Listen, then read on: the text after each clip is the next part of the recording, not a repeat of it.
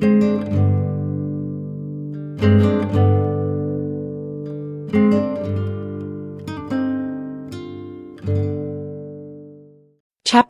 03.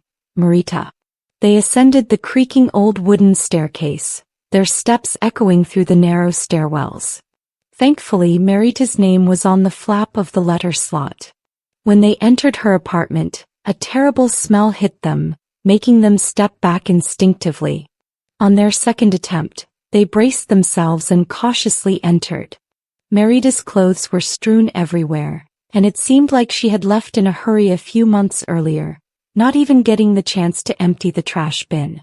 Azer managed to enter the kitchen and tie a knot in the garbage bag, which was contributing to the foul odor.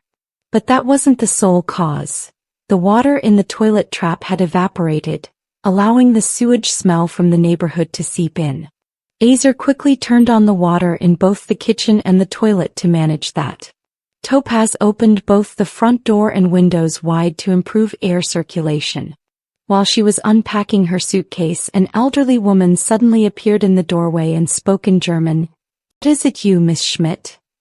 Topaz assumed the woman was a neighbor, checking to see if anyone had broken into Marita's place during her absence. She responded in English. "No, madam. We're her friends. She gave us the keys." The old lady replied emphatically with, "Ach so," and then disappeared into the neighboring apartment.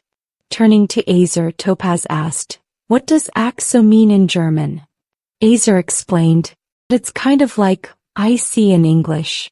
But the way she said it, it's like, Englishman what else?"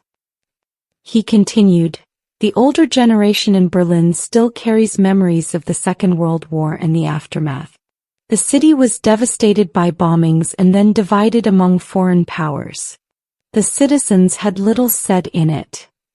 As Topaz was about to close the door, the old lady reappeared holding a small bag of cookies.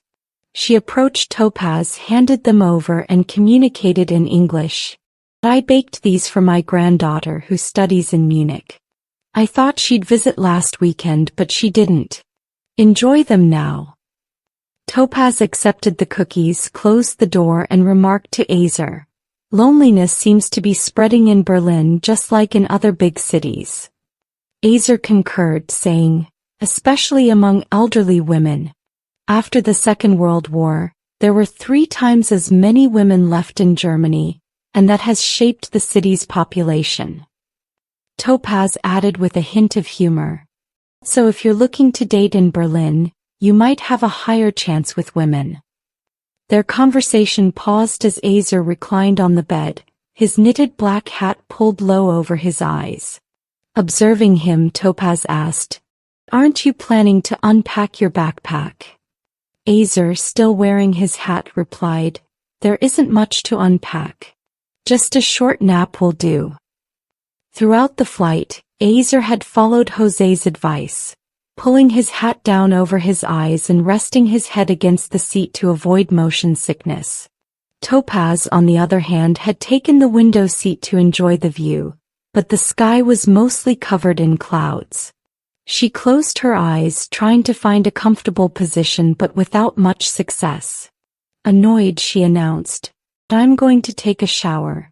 Usually helps me fend off a migraine, the kind that leaves me vomiting and lying in a dark room. That would ruin my 24 hours of Berlin. Those dragonflies at the central station might have been an early warning sign." Turning away, she added, "By the time I'm done, you'd better be shaved and ready to go." As Topaz was about to disappear in the direction of the bathroom, wrapped in a towel, Azer sneaked a look at her from the brim of his hat, with only one eye.